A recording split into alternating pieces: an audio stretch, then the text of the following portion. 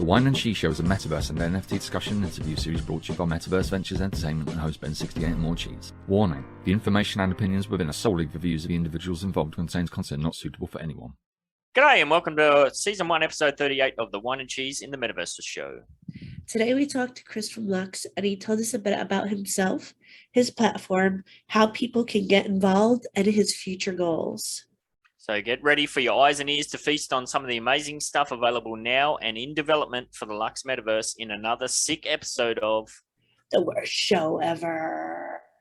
Whine and Cheese. Time for Whine and Cheese. Whine and Cheese.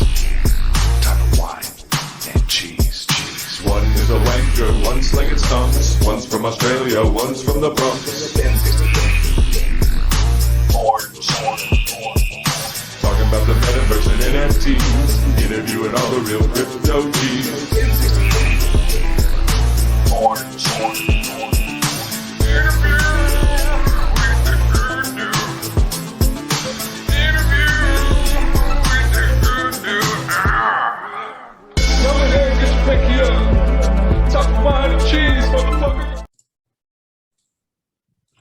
Hello and welcome to the Whine and Cheese in the Metaverses show. This is episode number 38. And if you cannot tell by my voice, I am sick. So Ben's going to help me out as much as possible. But until then, we have an exceptional guest on today, Chris from LUX. And he will be our co-host as well, which is great. So he can add really funny, biased opinions of his own to the articles that we'll be adding very fun and biased opinions to as well. Ben, help me out. Absolutely. Well, you can't just say you're sick. You need to explain that a bit further. You were partying like a mad fiend. All right. So I was in Vegas, but I'm a nerdy dork, so I don't party myself. But I was around a lot of big partiers and secondhand smoke. So I guess the heat, the smoke, extra activities kind of did it in for me and I got sick. No fever, so that's good. Just really bad sinus and throat. So yeah, but it was still fun. I regret nothing. So that was for the Upland Genesis conference thing. Yes. Yeah. All right. Yeah. So this episode might be a bit more wine than cheese. We won't stress out the cheese too much. All right. Now, I did find some interesting articles this morning, or actually it was late yesterday. Oh, you got a sneak peek there. The first one up is Ethereum's Vitalik Buterin says there's no coherent definition of metaverse. We've kind of been talking about that on and off for a while. Like some people say, you know, I'm going to go to the metaverse, but can you really go to the metaverse? Is it singular? Is it plural? What do you think, Chris? You're well and truly in the space. Yeah. Mostly it's and also it's not that I have a metaverse project, and I also talk with a lot of project owners of metaverse projects, and I mean it's super interesting, and I've been listening to a lot of other projects except what we are doing, and I can feel sometimes it's not clearly defined. It's sort of confusing, and I think like something that was really early on when it was super hot topic, like with metaverses and we saw all these metaverse projects coming on, is that you could see like that some were painting like a whole picture that it would be exact like that, like real life, you can go to this club and you can do this, and like vice versa. And then you can see some other projects that are more specific, and I would say like it's sort of, you need to have some, because something that you're always conflicting with when you're building and when you are a metaverse project is that you have sort of reality, you have the limitation of hardware, so you have also like, especially something that people don't think about is that you also have a cap on how many people you can have in a scene, because for every additional player that join a server and in the space you have created as a metaverse, is that you are very limited. Because the more people that join, the more polygons, the more data need to be calculated as well. So yeah, I would say it's sort of up to interpretation and for each and one project, for sure. Absolutely, yeah. We've been throwing it around for a while as well. Like some of the examples that I've given is in Australia, you can go to McDonald's, and most of the people nowadays, we order from, it's like a giant tablet on poles. Like you walk into a McDonald's and you walk through an alley of giant tablets, and you do all your ordering like on a big massive touch screen tablet. You know, that's Yeah. kind of metaversey. If there was some kind of more, you know, immersive activity to that, like if you could earn NFTs or I don't know, some bonus points or something like that, it's kind of almost metaversey. Like people kind of get themselves into a panic, like, oh, I hate the metaverse. The metaverse is going to ruin the world, but it's already here. It's just, Yeah. you know, it's just still evolving. Like any sort of online shopping you do, it's 3/4 of the way into that kind of metaverse space as it is. Yeah, I definitely think so, and I think it's up to every project to interpret like how they want to build it and what they want to put the weight on. But I would say like how we interpret it is mostly that it's social. Like I would say like from traditional gaming, is not so much around the game. It's more like the social aspect and the community aspect, like the communication with what you're doing in the metaverse. I would say. Yeah, it's just taking it to the next level. I don't know. What do you think, Cheese? I'd say anything that's not your own reality. Like when I play my video games, I tell you I need to do this so I don't like kill people. For me, I need to leave my reality, go to another reality, and just kind of enjoy that world. Anything that's not your own, anything that you can go into and kind of be someone else, immerse yourself, is, in my opinion, metaverse. Yeah, and Buterin said here that the term is being merely used to describe things that feel meta. Yeah, well, isn't that kind of the point? You know, it's not something that's concrete, I don't think. So I don't know. I think a lot of these things are missing the point. Yeah, I think it should contain like that something that you don't do in the reality, and also you're connected with other people. Like when you have sort of that base framework, you're sort of there. Yeah, and it kind of goes on to say here, the term itself doesn't actually refer to any specific technology or experience. Instead, it is a catch-all term for the amalgamation of technologies, you know, VR, AR, big data. Yeah, and like I said, it's going to be shopping experiences, and who knows where NFTs are going to go as far as, you know, digital ownership and that sort of stuff. So I just thought that was interesting, that even big players in the space, we're still trying to get our heads around what it's all supposed to mean. The next one was an interesting article too, if I can move myself out of the road. It says the metaverse to boldly go where no company has successfully gone before. Now, why have they put successfully in brackets there? I thought that said onion. It says opinion. Like, where are you getting your articles? Yeah. If it was the Onion, that'd be a very good article. Yeah. So, I mean,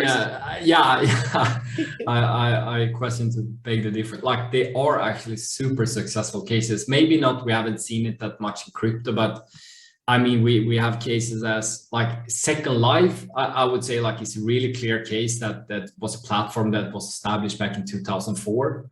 I mean, that's very sort of spot on what we are thinking in metaverse, even though that the platform had not aged well as the audience, but still, like during the pandemic, they have up towards two I think it was 1 or 2 million players, and it was people fully working in there providing. But I see like just with the blockchain technology itself on top of that, because they had a sort of financial system in there, it was just that it was more towards traditional gaming where everything you cannot move your asset, everything is locked within the platform. But I mean, it's many cases where we have seen like for recently, like VR chat, just to take some other case outside of crypto that have really been able to create a social platform which I would say more than anything would represent the metaverse.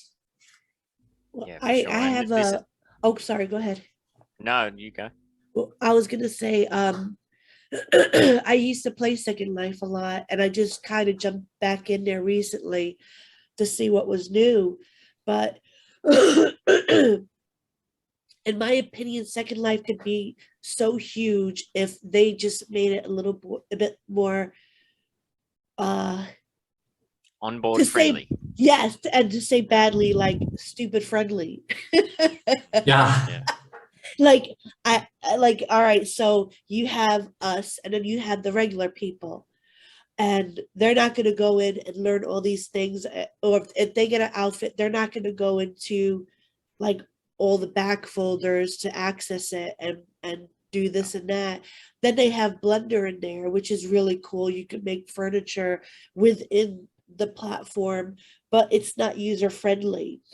Like, for example, when I went into the Lux and I created my avatar and I went into the world, it was so much more, it was so much easier than It's my intuitive. experience in Second Life, which was what they need today is ease of use. Yeah, it goes on. Yeah, Sorry, it's like just to fill in on that, like it's really a balance act, because I feel like, of course, it's like in a dream world you want to have fully customability on everything, like from that you can import your own furniture and you can customize it into detail, but also it's like you're creating this big threshold like for new users, because it's such a investment, and especially in the world we live in right now, I feel that people are patient enough to learn, because the more customizability you have, the bigger will the threshold be, especially for like the single user for a platform. Yeah, we always go back to the McDonald's analogy as far as a representation of, you know, the mass market that's likely to come into the space. And even in this article, it mentions McDonald's has filed patents which will allow metaverse users to buy burgers while cruising the metaverse and having them delivered to their door. So that kind of goes back to my earlier point where, if you're already doing some kind of shopping, it's already an immersive experience. It just needs that extra layer, whether it be through, you know, NFT rewards or something like that. Or it could be just, you know, different AR experiences as far as, you know, the way you go about shopping and that sort of stuff. So, yeah, I mean, every week, Cheese and I get together and we do this kind of front load part of the show. And it's just every week it's more big brands, you know, it's just one after the other, you know, filing patents, getting involved and that sort of stuff. What will be interesting to see is how this current market downturn affects all that. So, probably dive into that with you a bit later as well. If you're in a virtual reality and you see a McDonald's and you're like, whoa, I could go for some French fries, you're not going to take your headset off and go to the computer. You're going to go inside that virtual McDonald's and place your order. And then while you're playing games, you can wait until they come deliver it. And then you take your headset off and go get your McDonald's, you know? But I say, like, it's just so convenient. Like, businesses that don't come in to do their advertising and their selling within the metaverse, they're going to miss out greatly, because, you know, they're going to have glasses that when you wake up, you just put them on and bang, like no more reality. You're in virtual reality. Yeah, and that scares the crap out of some people. But, you know, it'll be baby steps. It'll be clunky until we get to that sort of stage. But yeah, you're right. But something I can fill in on the commercial side there, like with brands like McDonald's, because before I did dive into the NFT space and start the project and start working full time on this, is I had a consulting firm in Stockholm where we were working with. McDonald's was one of the clients, and many pharmaceutical companies and Samsung and so forth. But we were a small team, but the thing is, like, we were always striving for testing VR, augmented reality, new technology, and it's actually really easy to onboard this type of companies, because they not necessary for the exposure they get in the platform, but more that they want to show they are relevant.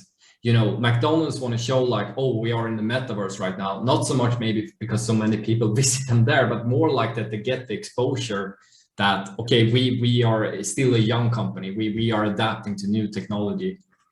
Yeah, and it goes back to Cheese's point that there needs to be an ease of onboarding. Like, if you want to sign up to some campaign that McDonald's doing in the metaverse, you can't be like, you got to download this wallet and do this and that. It can't be too involved. It has to be very seamless. So, yeah.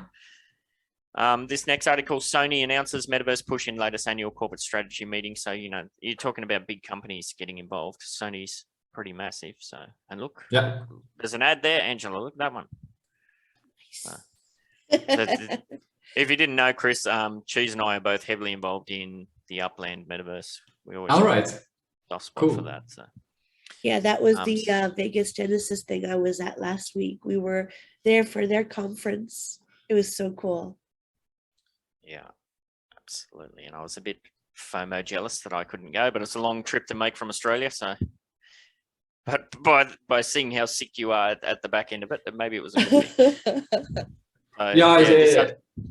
It's like I was invited to go to New York now, this NFT fair, but it's like the effect now of the pandemic is that I've been I did need to renew my passport, and it's been queue like for up to 4 or 5 months. Wow.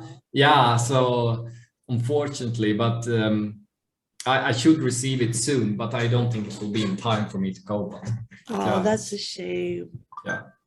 Yeah, I'm from New York, so like it would have, if I was still there living there. I just recently moved to Arizona 2 years ago, and if I was still living in New York, I definitely would have went, but I happened to be in the Vegas area, so.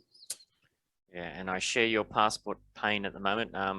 I've got 3 children and they're dual citizens, and we're trying to get our passports sorted out as well, because it is exactly the same. Like, we just put the passports away for a while and forgot about them, and opened everything up again to find that things have expired, and yeah, it's always a bit of a drama.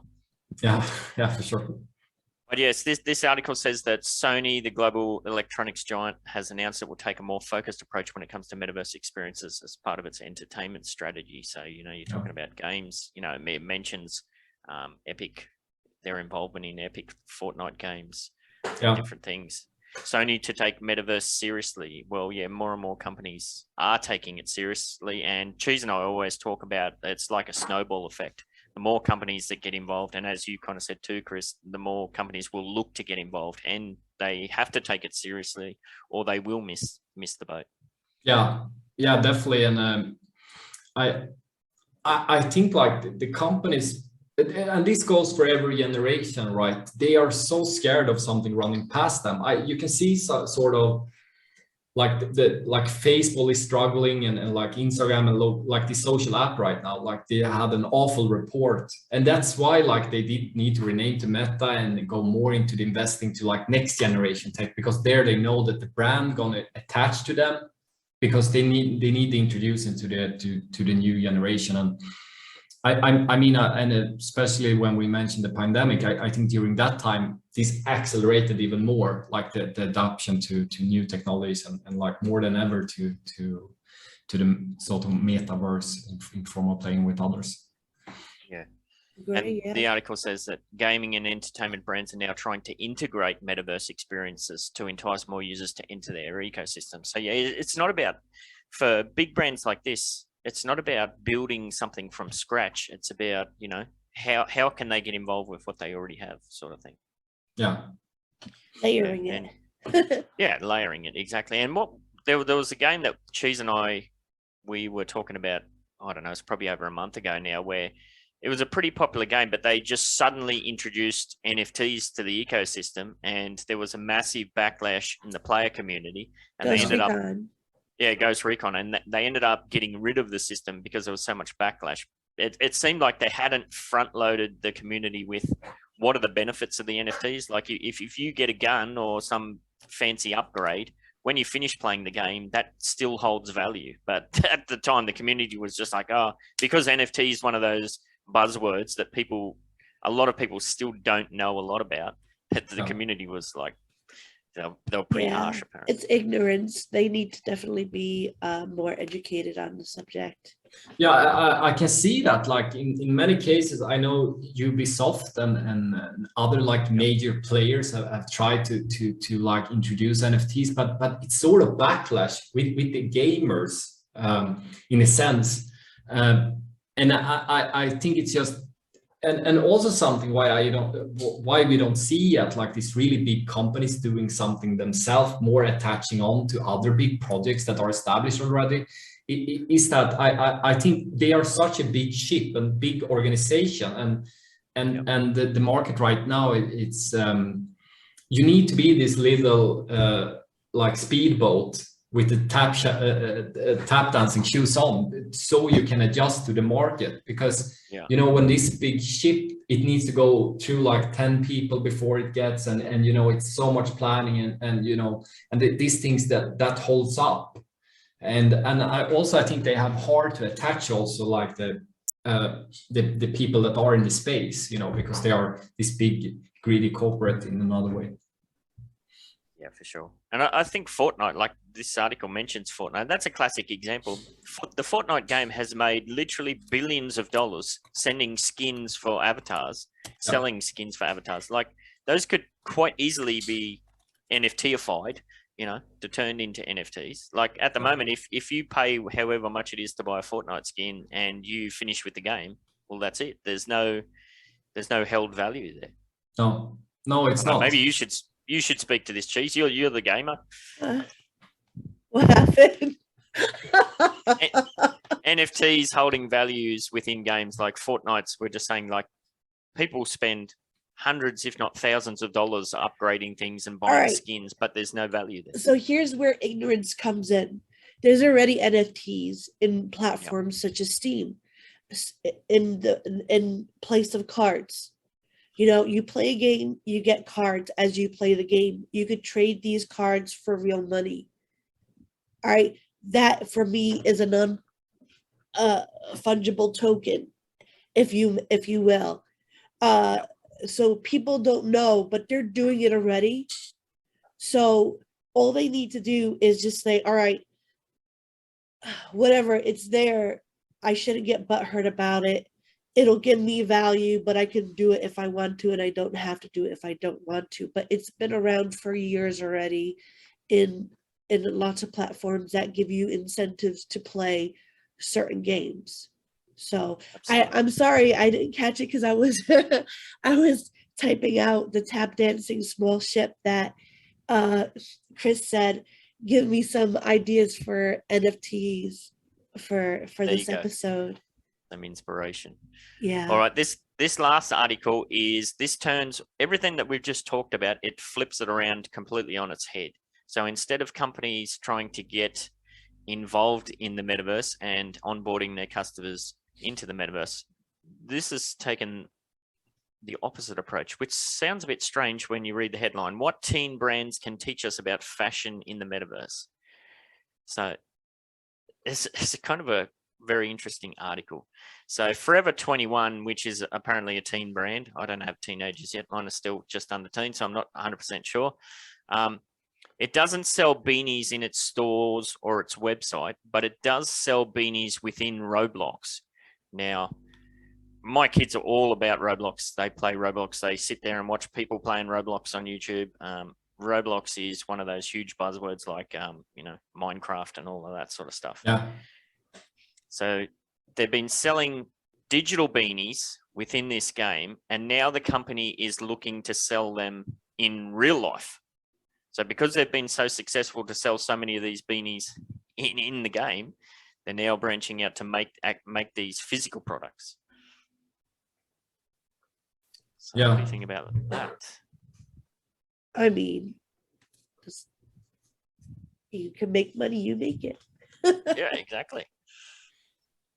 I can see, like, for example, I know a recent collaboration with Clonex, Nike. I know they did a collaboration with them, and I see these things goes more and more, like, overall, even if Roblox is not on the blockchain, so it's like it's stored there, you cannot do anything after you have bought it, but I mean, I can feel in some sense, and even with the new generation and myself as well, is like when you buy a pair of shoes, you cannot yeah, of course it's good to walk with them, but I mean you will tear them down after a while, and it's just a certain amount of people that can see my shoes and so forth. So it's going to be interesting to see how the adoption gets, like from if they have been so successful in Roblox, like how if they bring it physical as well, will it have the same success? Well, real quick before we get into that highlighted thing, I was getting my niece some LOL dolls, and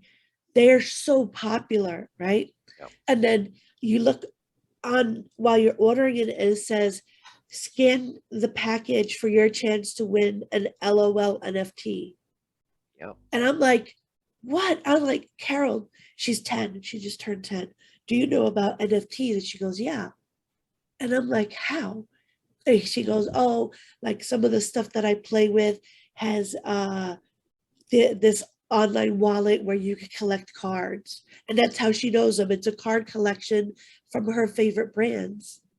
So she'll take her phone and she'll scan the package of LOL cards, like real life LOL cards, and it'll go to some wallet that she created. Like, of course, she doesn't have the keys, but you know, it's something like that is exciting. Yep, absolutely. And yeah, I've got a 10-year-old as well, and he's all about, you know, the metaverse and NFTs and that sort of stuff as well. So it's definitely heading that direction. Now, this part that I've highlighted here, that's not an angle that I've come across yet, but it's very interesting and it makes a lot of sense. So that product that they had, it says in the article that that beanie or whatever, it cost them $500 to create, and then they made an absolute crap ton of money selling them within the platform.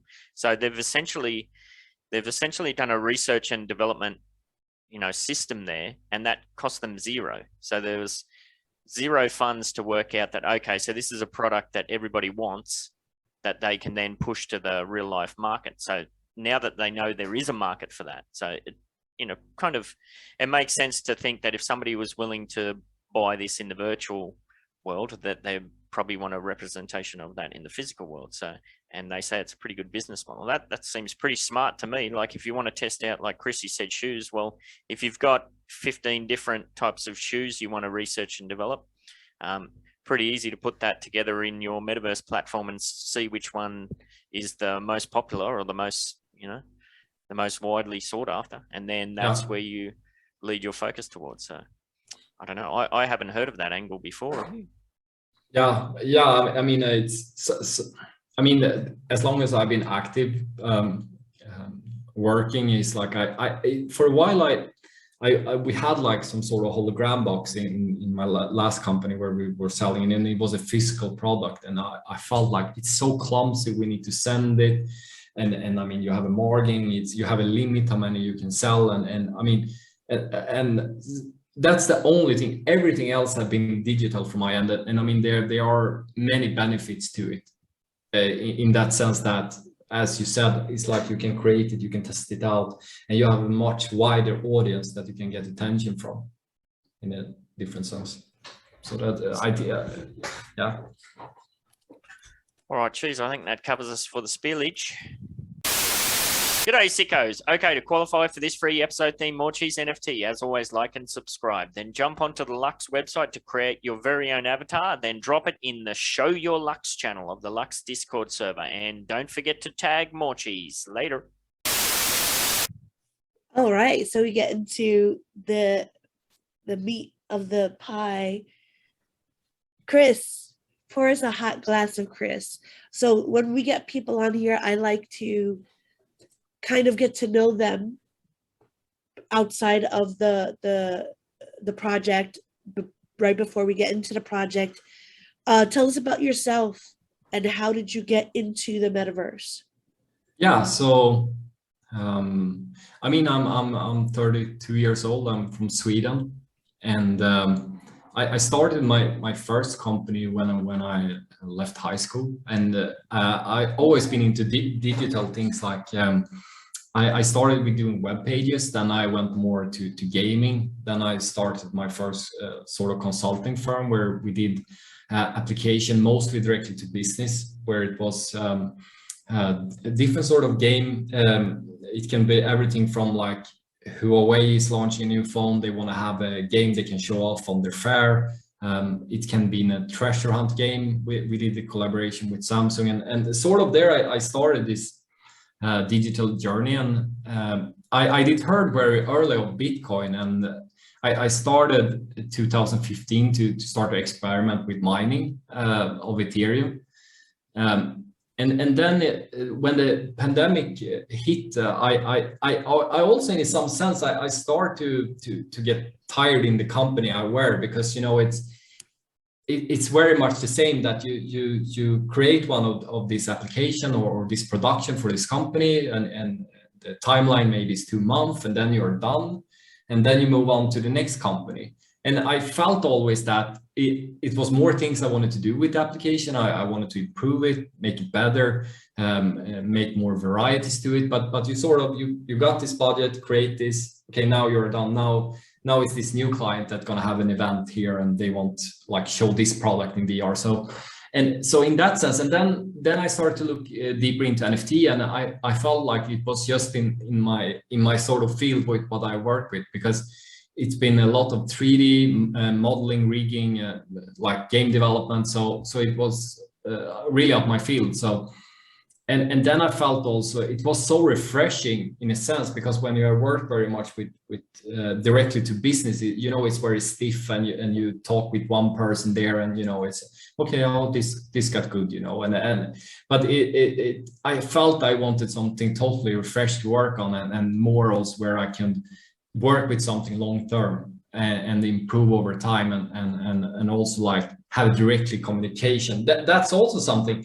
even though that I know that in the space it for sure can be toxic sometime, and you know, you hear many projects that have it like hard with the community and so forth, but I feel still it's like you get so much back, because it's like when you do something and you improve something, you get direct feedback with customer, and they are very involved as well in the project. So we had our first launch back in November, which was an AI collection, and I've been enjoying it since then. So like what was the transition between you getting into Lux from working like these projects? Like, how did you come up with Lux?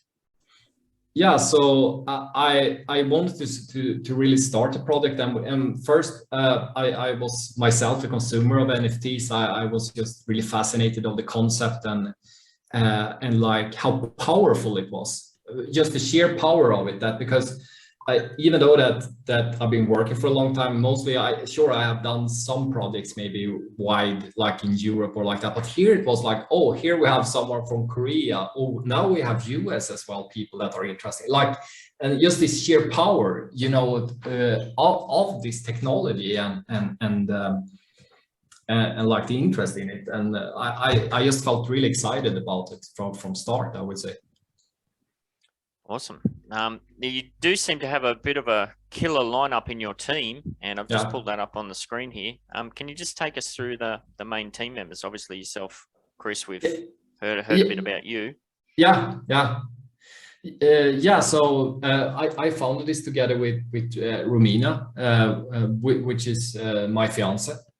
And it was same with her. She have a very great education and went to some of the best university regarding like fashion and luxury branding and marketing, and mainly her is have like hold in the communication, and also I want to add, like, here is like the sort of main people of the team. So but we are much more people, like if you count all from moderators or like just this such a collection, it's been over 25 people working on it.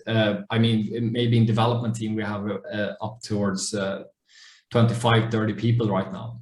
So but here's sort of the overall overarching, like, easy to see, but that's Romina. And recently we started to work with Kivura Games, and the thing is, like, we sort of have been taking time really to find great people with experience. I really truly believe that you should find like the rock stars in every individual field that like have great experience also from like the real world and have been in large productions, because I feel that even that it's definitely more expensive, but on the other hand, I feel like in the long run, it's so much better for the platform and make you stand out from the work and also the sort of adoption, and you can also accelerate in another way. But they have like knowledge working for, and this company, what they do is like mostly when, for example, Epic Games or Fortnite or this title that they've been working on, is that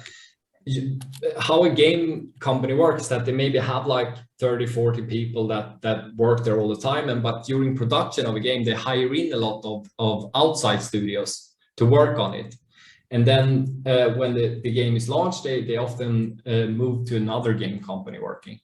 So that's one of the reasons hiring. And then also we have like an internal team that we've been working with since start as well.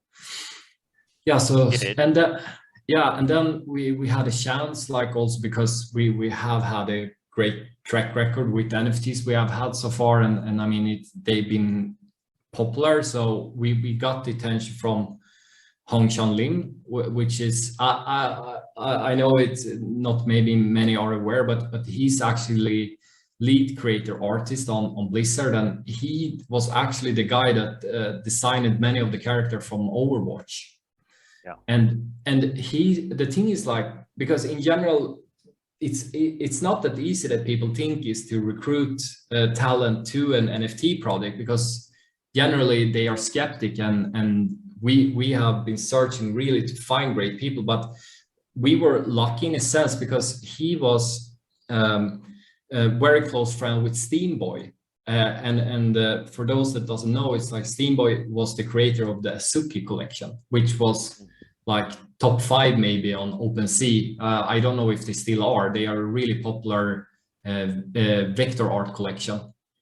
Yep. So by seeing like Steamboy be able to move on from Blizzard and also be so involved and in his project and so successful, we were able to recruit like Hongchan Lim to join us in the project. So, and I mean, he have a great track record. Like also like I really encourage people to go in and check his art station and early work he have done. But super talent, because also something that many are not aware of is that like 3D. That's why you don't see many 3D collections, especially not 3D collections that are made for real-time usage, is because it's essentially super hard. Like it's really hard to develop. Like comparing to like vector art. Yeah, well, it's one of the things that really stood out about LUX when I first heard about it and took a look into it. Like the visuals are just absolutely incredible. Now I've got your Twitter page here, which is at WEARELUX_space. So yeah, if you want to check that out, yeah, just some incredible visuals here. Now, Cheese and I have both played around with the avatar system, which I'll pull up in a second. I don't know where Cheese has gone. She might have not feeling well, but yeah, it's within some of the tweets here, you can get a real good sense of, you know, what it is that you're doing as far as upload. Like this kind of one here that shows the buildings that are within are just incredible. Like, can you talk about the process of how these were developed?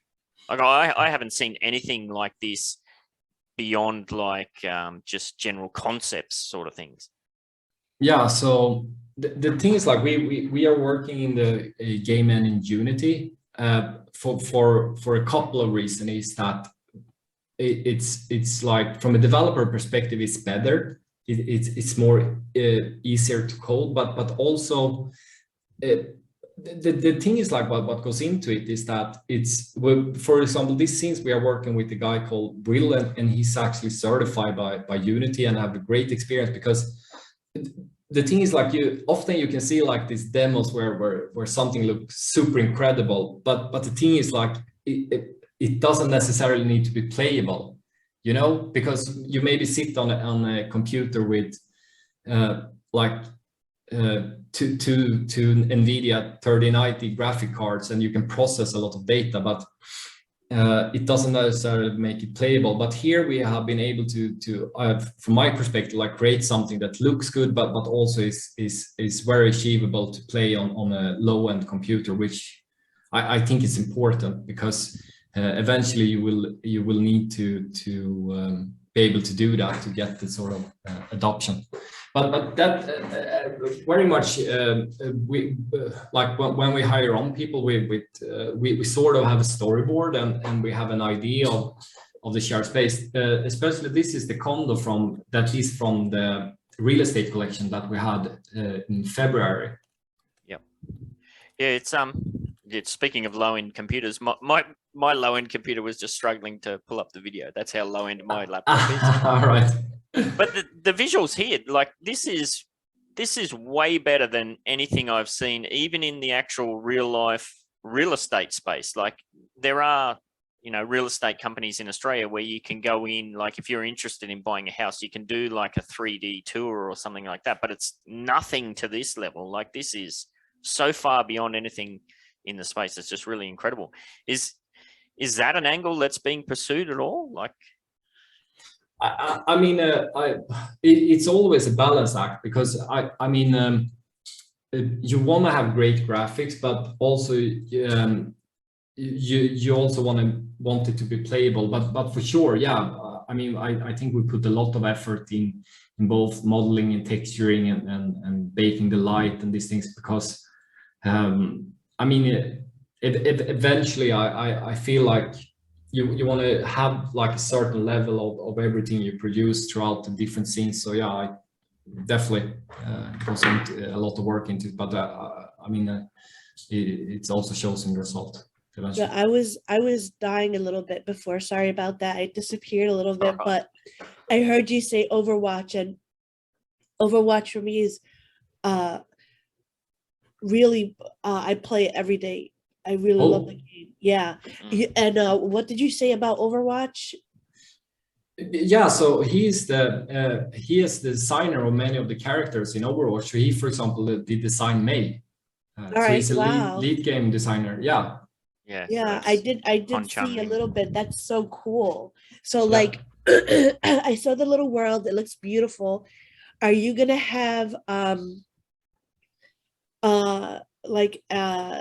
kind of like, all right, so words on your platform, are you going to have it so where people could come in and run businesses if they like? If for example, like the furniture and everything looks so beautiful, like will you have it so that people can make this or purchase this, or how is the gameplay going to be like?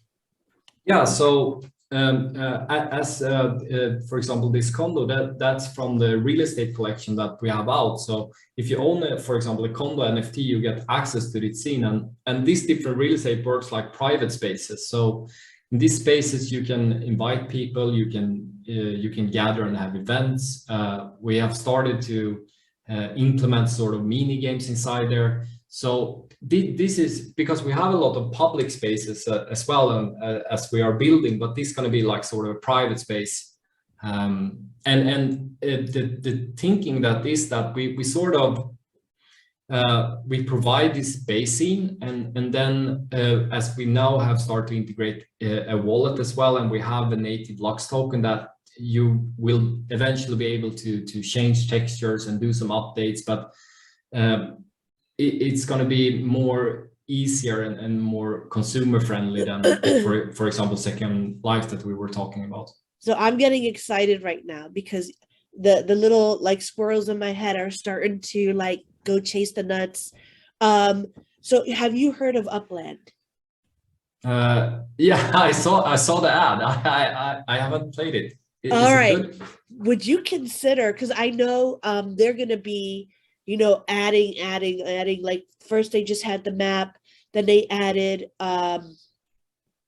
like utility where you could build a property on there, and now they're adding other utilities where you could do outdoor decor. Ben and I are in a business with DTech together to create outdoor decor for people to purchase. Do you think in the future of partnering with such people such as Upland to create that layer on another layer on top of that for people to have their own worlds within Upland through your platform? Actually, right now I'm talking to a lot of other metaverse projects, and for example, we have a reach like to also different chains as well. I know, for example, I had a meeting this week with very pleasant man named John. He has I think his project is called like Rocket Cat, but it's sort of top 5 on Cardano, and what's nice about it is that we sort of exchange. So I got a plot of land there, but also he will get the scene in LUX.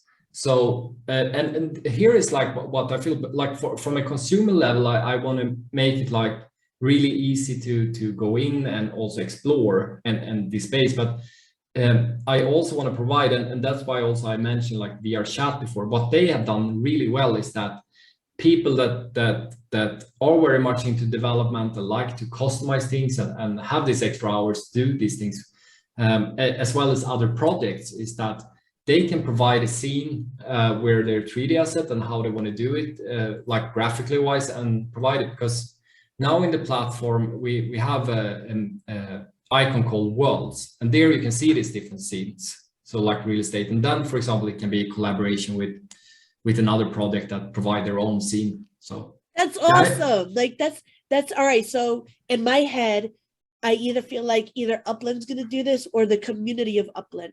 More likely the community, because most of the stuff that is out in Upland is community driven. Oh, so cool. Let's say Ben and I, we have this, well, he has this huge node in Midtown Terrace, San Francisco. I have one in Bronxdale, because that's where I'm from. And if we wanted to create a place where people came to an address and on there they had choices for different layers, like, oh, I want to see the outdoor decor, I want to see this, I want to see your LUX world, and they click that and they go into another platform, i.e. your platform. Almost like a portal. Yeah, a portal to my own customized, personalized LUX world, where they can enter my LUX house and like party like cheese style and whatnot. I think if something like that is set for the future, then you're going to be hearing from us. Me at least. I think it's one of those things where like Upland is still in development, LUX is still in development. Like these projects are still trying to find their feet. I think those kind of cross partnerships or whatever, that will come as the entire space matures. But yeah, Cheese, you did right. Like if you're talking about things like true ownership of NFTs, like if I have some fancy, I don't know, couch like we can see in the images there, like potentially that can be transferred. Well, I don't want that in my LUX Metaverse anymore. I want to move that over to, you know, the Upland Metaverse or something. It's there's numerous ways that can go. And something right now that we are working very hard on, that I see like as a first step to be able to move between different metaverses, is actually this Saatchi collection, because they are full size, and also they have trousers, they have individual shoes, and a lot of details to them that are not even viewable in the NFT itself, but they are made for real-time render. So exactly as the avatar system that we have right now as a base, that where you're able to customize and take it there, like same thing will be with Saatchi. So and that I think is the first step for like many metaverses, is that you can take your character, right? So and that is the possibility when you have it as an NFT, that you own the character, and the more platforms that open up for a variety of characters, you can actually import it into others. And as for now, we have a documentation on how other projects can adapt their 3D model to actually import it right now without us even touching it. That's why the avatar system right now in the menu, when you go into the application, you are able to just pass the URL to import your character. We can have a look at that now. Like we're just looking at the Saatchi system now. So you have the Human Alliance, cyborgs, and AI robots, and the art just looks incredible.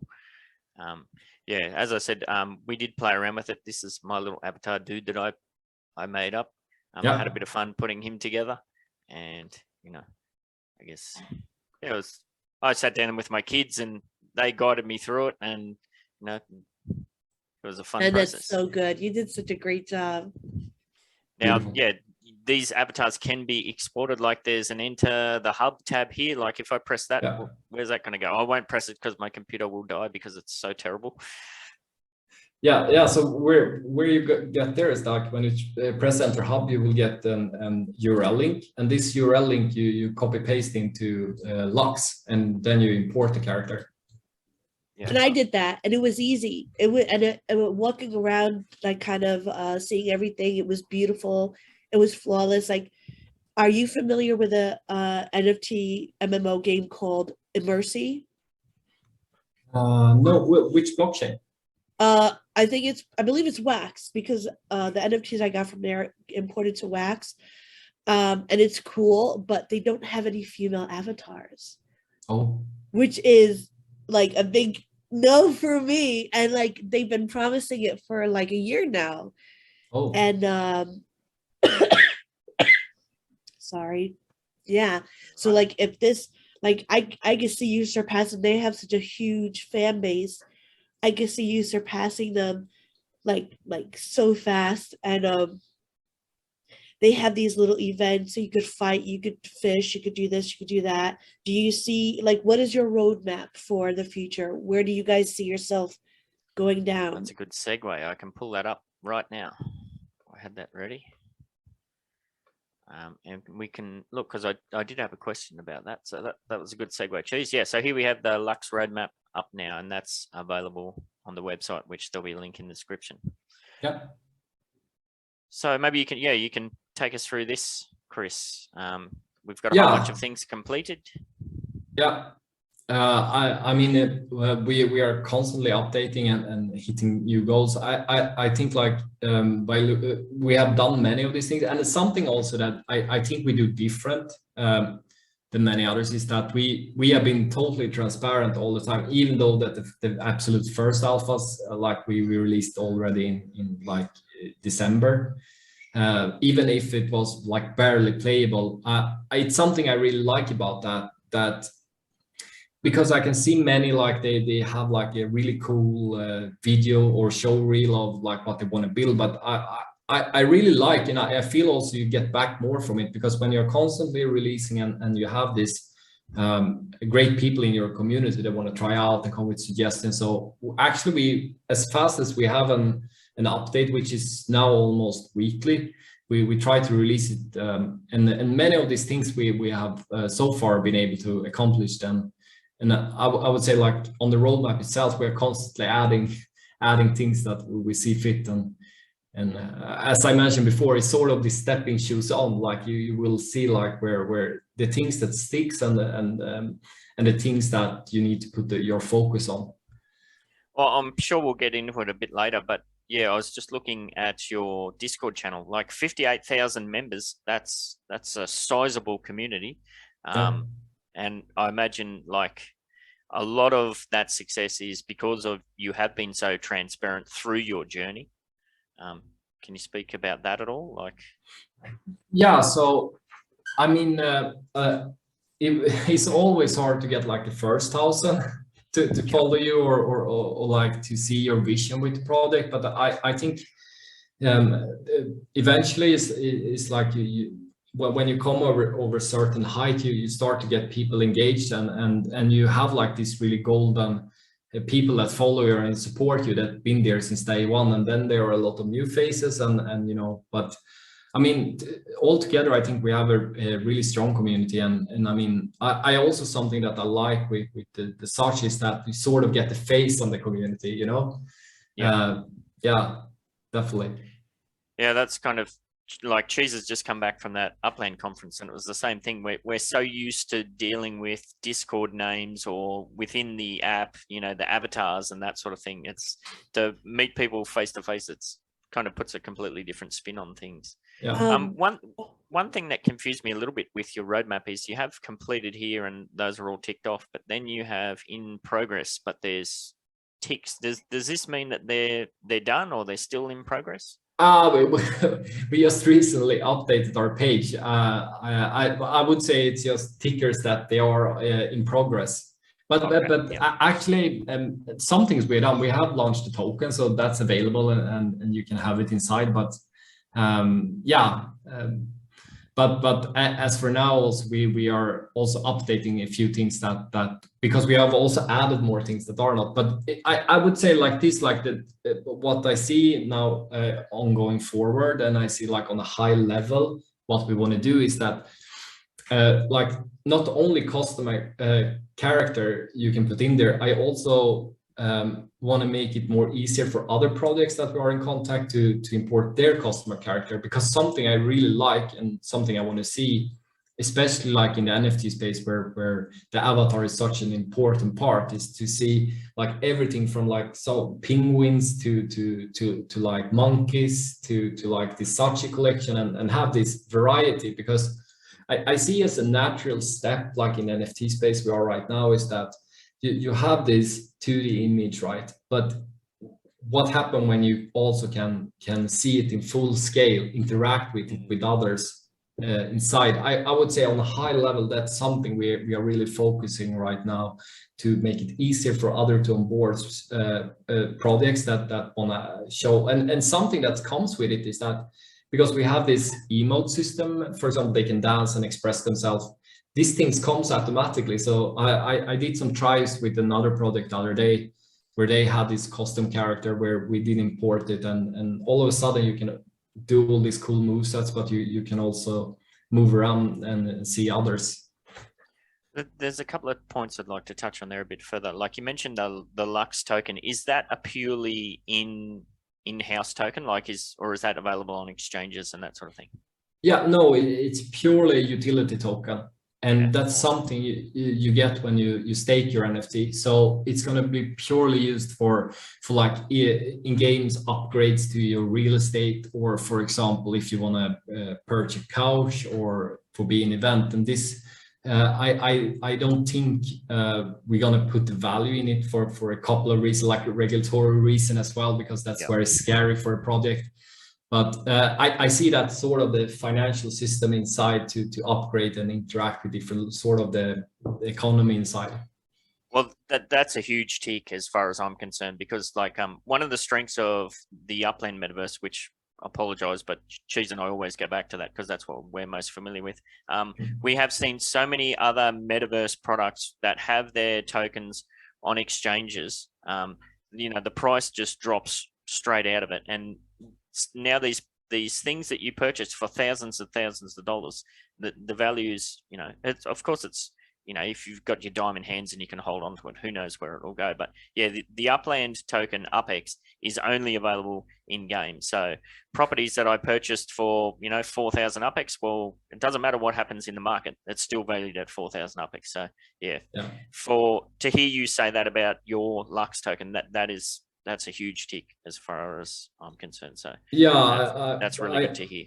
Yeah, I can just see something that I can see in general is that many create a token and they put the value behind it, but it's like I see it really hard to sustain if it's not real user cases, and something is also things you cannot foresee, like in the future of the platform, if it gets more adoption, and of course it gets a lot of attraction because all of a sudden this token have a value, is that things can easily get out of hand and uncontrollable. And I mean, I see that more as a risk as a product than a benefit. Absolutely. And for what we saw in the community, like when we were in the bull market, everyone was saying, when's this going to be on an exchange? And the Upland team kept kind of saying, well, there's no plans for it. But now we're in a bear market, everyone's saying, thank you so much for not putting this token on an exchange. So yeah, it's as you said, the risk to reward ratio is just completely out of whack. Yeah, I can definitely see like that you will be able for a token, for example, buy an NFT you can use inside or like that, but I don't see it as a valid point. And then I mean, especially like this case we saw recently with Luna UST, which was it's not the metaverse, but I mean they were like top 5 biggest cryptos in the world, and I mean if they cannot withstand the pressure. I mean, I see it really hard as a project to do that as well. All right. The other point I wanted to touch on before I get to Cheese, has got a point there. Yeah, she's suffering a bit there, I think. Was how are you dealing with moderation within the ecosystem? Like some of the articles that Cheese and I have talked about is, you know, with the Facebook's metaverse, there's been of course, it's a lot of clickbait involved, but there's people saying that they've gone into this situation and they've suddenly been abused, you know, physically, verbally. They've had their avatar abused within this ecosystem. How do you go about dealing with that? Or even with, you know, under 18s and that whole kind of tricky situation? Yeah, I think to take a good example, I think VR chat have solved it really good. And I tried in everything I try to implement, I take inspiration from somewhere where it seems to be a successful case. And what they have done is that they have made it really easy to mute people, to even make them invisible in your space. And I think we eventually going to have the same sort of approach. So you don't need to get bothered if someone, and I know people in this space can sort of get toxic if they are up in the wrong mood. So I see that as really important to protect the users as well as it's like in our other channels. It sounds like you're empowering your users to take control of that rather than trying to handle that all yourself via moderation or whatever. Yeah, exactly. And for sure we will have some moderation, but I see it very much up to the player to choose like who they want to talk to, as well as have in their space. Awesome. Now Cheese wanted you to talk about the LUX TV launch and what that's all about. Yeah, so as for now, we have actually implemented streaming. So we had an event with Wookie. I know it's very current right now because he actually had the launch a few days back. But he's a DJ. So we had an event where he was DJing in the nightclub that we have done, and at the same time, the stream as he streams out, it goes also out to all the TVs that are in the, you saw there in the condo, for example, it's a big TV screen. Yeah. So you will see the streaming there as well if you don't want to visit the place, the nightclub. Oh, that's really cool. Yeah. So within your metaverse, within your little environment that you created, you can watch a stream that's happening via your TV. Wow, I haven't heard of that kind of system before. That's epic. Yeah, exactly. So both in everything from the apartment up to the mansion, everyone has TV screens where the streaming goes on. So same also one of the new worlds we have built right now, which is a public space. You don't need to have an NFT even to visit, is the auditorial. So there I also see that we, for example, invite speakers to speak, and some people want to go there and see it live, but you will also be able to stream it from your TV. That's really in this. Yeah, it's very meta, like you are. Yeah. That's kind of blowing my mind there right now. Now, one thing we kind of mentioned it, but then we kind of skipped past was the residential and retail side of things. I'll pull this up here. I did have a look before. Now, for the LUX real estate, like obviously the first thing that you see, or there's two things you see if you go in and look into LUX, is how incredible the real estate, all that kind of aspects looks. And then of course there's the avatars. We've kind of touched on the avatars fairly heavily. Can you talk us through, like, if somebody is interested in this, like they're watching this and they want to get involved, what are the kind of steps that they will need to take, or the minimum resources required? Yeah, so I would say like a first step, if you like the product or are interested to learn more, actually the alpha is available for anyone to download and try out where we are. I think that's a good start, and we have public spaces where you don't need an NFT to enter or see. So that I think would be a good start. And just to go over, like, this real estate collection is something that's available, and I mean it's sort of have a good price now during the market conditions, but I'll just pause you there, man. We'll look at that. Like you have apartments, duplexes, condos, and penthouses. Now I did jump over to the market and have a look. What seems to be an entry level price is about 2 Solana. So you're talking $65 US at the moment. That's very new user onboarder friendly. It's not like Sandbox or something where you're spending $10,000 to, you know, live next door to Snoop Dogg or whatever it is. So yeah, that's very, very attractive for onboarding. Yeah, for sure. And I mean, and also it comes with some different benefits. So for example, if you have it's sort of a different tiers. So for example, if you have an apartment, you can invite up to 5 friends, and as I said previously, it's your private space where you can for now watch TV, but we are onboarding more functions and more things you can do there. But I would say like our platform, what we're focusing is very heavily the social aspect, because something I can see is like that many games that have a game mechanic, you can play it for a while and you can be very intensify how fun it is, but something that is with the social aspect is that it's sort of the people that are playing like they or are doing the experience in another sense. So but yeah, so all these different real estate we are still building. I mean, this was launched back in February, but we've been rather fast. But we have released like the penthouse demo, like an early version, and also the mansion an early version. But I would say those that are done right now is duplex, apartment, and condo, the base. Yeah, I'm just looking at condo now. There's a condo here available for 5.55 Sol. So, you know, you're talking $160, something like that US, which still seems incredibly reasonable for what's that, the 3rd tier. That's unbelievable. So yeah, awesome. All right. How about as far as your future goals? Like, where do you see the space headed? Like maybe what's the next big thing that's to come, and what are you kind of looking at as far as stretch goals? Maybe not get too ahead of ourselves, like by the end of 2022, where are we going to be at in the LUX space? I think by the end of 2022, I think we have gone further in the development, and something I see super positive right now is that we have come to a stage where we can actually start to host real event, like everything from having karaoke nights to have like interesting speakers and also we have a new club Wave that we've been working with for a long time with a really great designer. We have not released so much footage around it. I know we have a video that comes out soon, but it's really cool, like sort of underground techno club that we're going to release, and we hope there to like bring some really great artists to play and to do events. So I see at the end of 2022 we have more people that are attending these spaces and also hopefully have really fun and make new connection networking in the space with others. Awesome.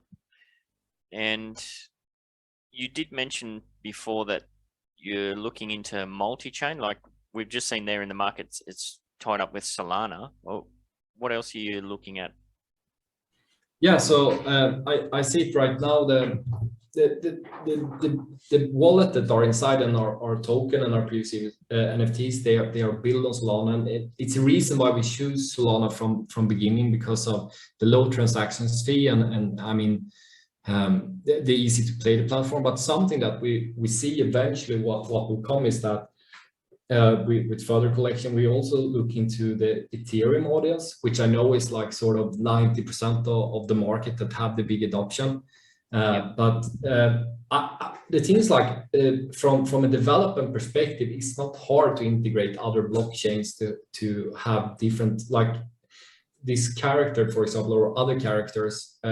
It's actually really easy to validate and integrate more chains. I think by widen the audience, it gets more attention to the platform and also can bring in other communities to it, nice. which I see is like an important step, because still, even though that I've been for the longest in Solana market, I think it's also important to diversify and also look into other audience, and something that Ethereum have ongoing is that they have really sort of the big brands, as well as like really other big artists as well. So I see that definitely as a thing to widen the community and also get the attention from there. How about Wax? Is the Wax blockchain on your radar at all? No, I to be honest with you, the thing is, like, before I started this project, I was very much into looking into all different blockchains, and I had like regularly I was looking at all type of NFTs coming out, but because you get so sucked into it and I'm heavily so into the development, I haven't much looked, but yeah, no, I wouldn't have any comment on Wax right now. I'm not so caught up with it. Yeah, that's all good. Yeah, you do get familiar with what you're familiar with, and you tend to go with what you know best. So yeah, that makes perfect sense. How about like you've already mentioned, like the social gaming and like the live streaming of like concerts and that sort of thing. How about for gaming within the platform? Where's that all headed, or what can we do now? Yeah, so as the game is structured right now, we just got a new UI in place where I think it was a big like facelift from what we previously have. But as I see it is that we have this world map, right? We have a tab where we click and we have these different scenes stretch out. Now is the different editorial, nightclub, and also these different real estate. But there I also see like having a scene, for example, chess, like that's one scene, and that's then the whole scene is built only for that concept. So you have the game mechanics and you have sort of and still very heavily focused on the social aspect. But I see it really like this, that we are able to build this simple, small, different gaming platform to encourage like the social aspect on the platform. But that's something that's been high on our list, for example, chess and also like different arcade games and these things, and eventually be able to incorporate the token, so you can, for example, earn token by attending or doing this, and then you can upgrade or why not get another NFT. Well, that's a good segue over to staking. Like, you do have a staking system in development. Can you speak to how all that's going to play out? Yeah, so as for now, you're able to stake your LUX NFT, where you get rewarded a LUX token over time. And as we go forward with the development, we will incorporate more things you can do with the LUX token and also things you will be able to do. And that can be everything from changing furniture or upgrade visual aspect or other NFTs. So yeah, so the staking system is in place, and I think over time we will incorporate more things you can do with the token as the system inside. And how much input does your community have as far as the direction you take things like, you know, you're talking about gaming, staking, entertainment. How involved is the community with that? I would say like we listen a lot to our community, and of course it's like we are not a single player. Like, without the community, you are not able to grow or get adoption. But I would say it sort of go through a filter, you know, because we can, for example, get a request like, oh, it would be so cool, like if we had a zombie game and it looked like Call of Duty, for example. Then you know, it goes through me, and it's like, okay, we need this budget. It will take this much time, and then it needs to be equal. Like, will it be as appreciated as to the amount of work and cost that will go into it? And often there are some things that are so out of reach that we feel that if we invest all this money into this function, it will not be as appreciated on the other side. But sometimes it comes small things that are easy for us to implement, that comes from the community. Like a recent suggestion were, for example, that we should have a fair hall.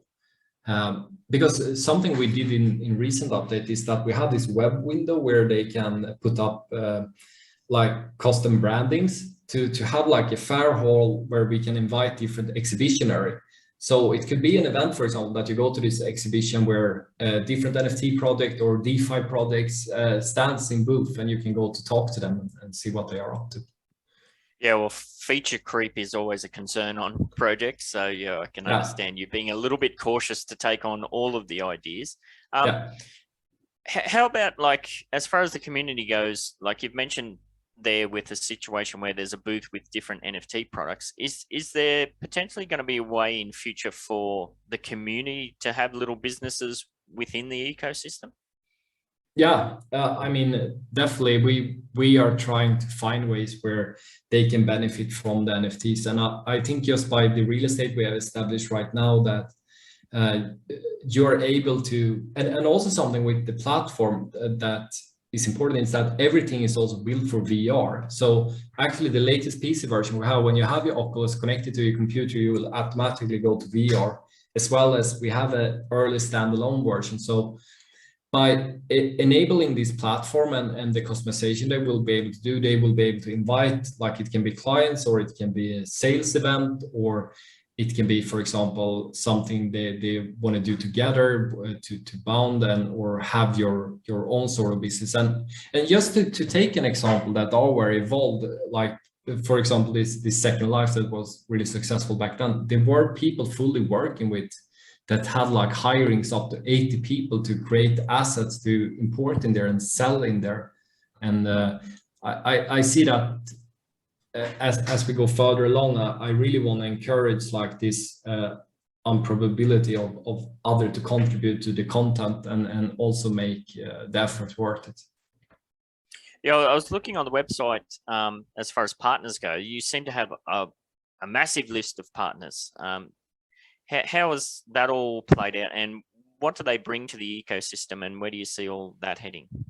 Yeah, so many of the partners is like one major big one is FTX, for example, that we have partnered to some extent. But that's huge. Yeah, they have their own mention, and I mean they're going to do customizations to that. But I see something that's good with all this partner that we have lined up and we have the support from is that further down the line they will be able to create their own scene or have their own events. And same as us, we are working very close with Magic Eden and have been one of the earliest partner. We see it there as well. Like we had some early version that we have not released of a gallery where it's going with the live feed that updating the different paintings and NFTs, but it provides a new way to look at NFT and other contents. But yeah, we have some really strong partners for sure. Awesome. All right. We've talked about the roadmap and things that you've got going on. Is there any roadblocks within the system? Maybe it's limitations of what can be done in the space. Like you seem like a very extremely creative person, along with Romina. I mean, what a power couple, like with her background. Like I can just imagine the sort of ideas that she could come up with. Is there anything kind of holding you back from what you would like to do just yet, as far as technology or anything like that? Yeah, so I mean, you always need to put like the sort of glasses on and see like what technology is available now and what technology is widely spread. That's why also, because first when we started, we were purely going for the VR. And then somewhere down the development, we did a poll in our community, like how many have a VR headset actually, you know, and it was, I think it was 16%.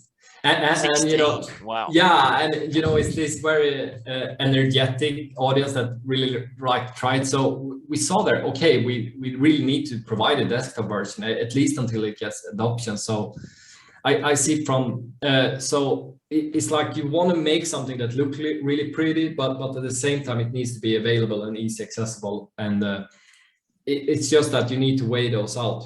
Really, and same also something that goes back. We were very long into looking deep into like, why don't we build this as a web version? Because that would make it so much easier for you don't need to download something, and it will be easier for people to adopt. But the thing is, like, you're really limited with the web version for many reasons. Is that you cannot utilize the GPU power of the device you're on, but also technical, you will run to in so much more blocks according to what you can do.